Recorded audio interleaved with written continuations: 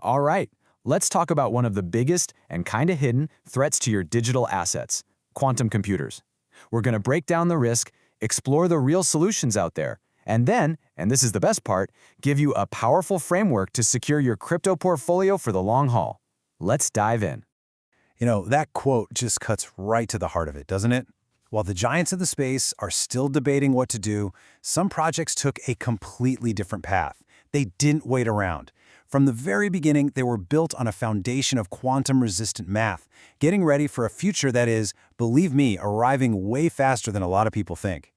So here's the fundamental problem we're all facing. The digital locks that are securing, well, everything. From your bank account to your Bitcoin, they were designed for the computers of today, not the computers of tomorrow.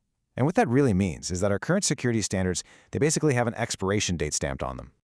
Now, what's really key to understand here is that this threat is super specific. It's not just about raw computing speed. It's about a particular quantum recipe, a thing called Shor's algorithm, that is just perfectly designed to crack the math protecting most crypto. Specifically, the tricky business of factoring gigantic numbers. For a powerful enough quantum computer, that algorithm is basically a master key to the entire system. Okay, this slide shows a really crucial difference. On the left side, you see the catastrophic failure. I mean, the math that generates your private key, the one thing that proves you actually own your crypto, is just completely, totally broken by Shor's algorithm. Game over.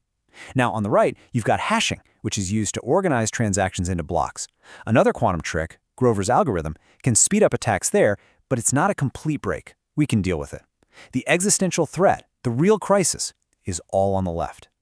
So, if the old shields are about to get shattered, what does the new armor look like? Well, thankfully, cryptographers have been preparing for this for years. They developed what you could call a quantum arsenal of new techniques, and they generally fall into three main categories. First up, we've got lattice-based cryptography. The absolute best way to think about this is a maze, but a maze with hundreds or even thousands of dimensions. Now, while quantum computers are brilliant at solving certain kinds of puzzles, they just get hopelessly lost in these incredibly complex structures. And this is the approach now being standardized by huge institutions like NIST. That's the U.S. National Institute of Standards and Technology, which is frankly a massive vote of confidence from the global security community. Next, we have hash-based cryptography. And I just love the blender analogy on the slide here. It's perfect. It's a one-way street, right? You can easily blend some fruit into a smoothie, but there's no way you can take that smoothie and unblend it back into the original fruit. There's just no complex mathematical shortcut for a quantum computer to exploit, which makes its security incredibly robust and really well understood. And our third pillar is code-based cryptography. Its big claim to fame is its age and its resilience. I mean, the core idea has been around since 1978, and it still hasn't been broken. But, and it's a big but, there's a huge trade-off: the size of the keys. A single public key can be a megabyte or even more, which is just way too bulky and inefficient for a fast-moving blockchain. So as this table makes super clear, there's no single magic bullet here. It's all a game of trade-offs. Lattices seem to offer a pretty good balance. Hashes are arguably the most secure, but they can create really large, slow transactions. And code-based is an old, battle-tested warrior, but it's often just too clunky for practical use. Every single project has to choose its weapon based on what it's actually trying to do. Okay, so let's move away from the theory and get our hands dirty with practice. Because this stuff isn't just sitting in a lab somewhere. These solutions are being implemented in real, live projects that you can use today. First up is the Quantum-Resistant Ledger, or QRL. And as the name kind of suggests, it was built from day one with just one mission: to be a secure vault for digital assets in the quantum age. It uses a hash-based signature scheme, one that's recommended by NIST, and it prioritizes maximum security over sheer speed. For its goal of being a long-term store of value, that trade-off makes perfect sense. Then there's IOTA, which is built for the Internet of Things, Think tiny payments from one machine to another. It's always been quantum aware, but now it's formally upgrading to a NIST standard lattice-based scheme. This shows a project that's adapting its security to line up with these emerging global standards, all while still serving its core purpose of fast, feeless microtransactions. Algorand's strategy is fascinating because, honestly, it's as much about their governance as it is about the cryptography. Their plan includes adopting a lattice-based scheme, but the really crucial point is their ability to actually get it done. A more streamlined governance structure means they can potentially push through a major network-wide upgrade like this far more easily than a more decentralized network ever could. Ethereum's approach is, well, it's more of a long-term evolution. Instead of forcing the entire network to change all at once, they're building this really cool feature called account abstraction. Just think of it as making wallets programmable.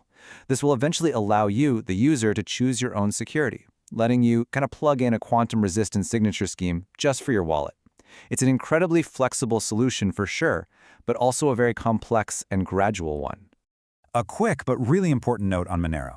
Its strong privacy features inherently make an attacker's job much, much harder because public keys aren't exposed in the same way. So this does provide a degree of mitigation.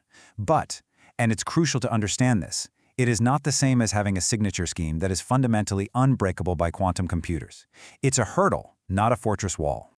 Okay, so we've covered the threat and we've looked at the current solutions. This final section, though, this is the most important part. It's a practical toolkit, a checklist that you can use to analyze any crypto project and actually gauge its readiness for the quantum era. This right here is your evaluation framework. Let's walk through it together. First, signature scheme. Are they using a NIST-approved standard or something homegrown? Second, key exposure. Does the protocol expose public keys on-chain, creating a window of vulnerability? Third, migration plan.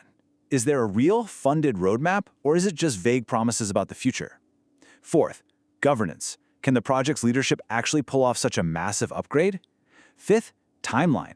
Does their plan realistically finish before we see the arrival of CRQCs, cryptographically relevant quantum computers, which experts guess could be between 2030 and 2035? And finally, number 6, verified security. Has any of this new fancy code actually been audited by third-party experts? So, using that checklist, you can now score any project from 0 to 6, and it's pretty simple. A score of 0 to 2, that puts it in the high-risk category for any serious long-term investor. A 3 or 4 means it's on the radar, but you really need to watch their progress closely. And a 5 or 6, that indicates a project that is genuinely, truly quantum-ready. You know, this quote just perfectly captures the whole situation. The quantum threat isn't a switch that just flips overnight. It's a rising tide. It's been rising slowly, and it's gonna keep rising. The projects that built their foundations on high ground from the start, they're prepared. The ones who ignored it, well, they're basically hoping they can rebuild their entire house during a flood. So now you have the language and you have the framework. You can look past all the hype and really analyze the core security of any digital asset. You can see which foundations are built on sand and which are built on solid rock. So the only question that remains is this: is your portfolio built for the rising tide?